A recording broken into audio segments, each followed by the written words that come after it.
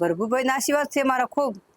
હું આવા નવા ઓપરેશન સક્ષમ કરી દઉં અને ખૂબ જીવતું અને હવના સક્ષમ ઓપરેશન આમાં હવ ન થાતું ખબર ન પડી.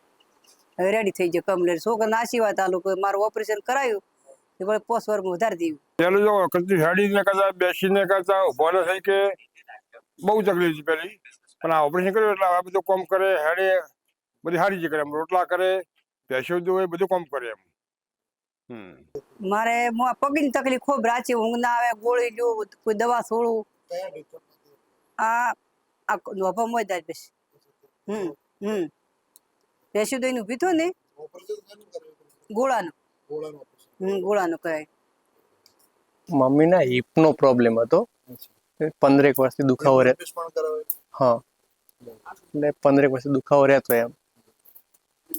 પછી ગાદીનો પણ થોડો પ્રશ્ન. અમારે હાઉમાને ઓપરેશન કરાયું, રેડી થઈ ગયું. પેલું એને રાતે ઊંઘ ના આવતી, પગ કળસતો, પછી માલિશ કરતો તો એના ફેર પડતો. ઓપરેશન કરાયું તાનું રેડી થઈ ગયું. 10-15 વર્ષ એમને તકલીફ વેઠી. 10 વર્ષ તો ખૂબ હેરાન છે, ગજબ હેરાન છે, બહુ તકલીફ પડી. દવાખાને લઈ આ ભરપૂર ભાઈ હારા તમારા ચૌધરી સાહેબ બધા, એટલે બહુ સારું છે એમ. હવે ગોળો સુકાઈ ગયો.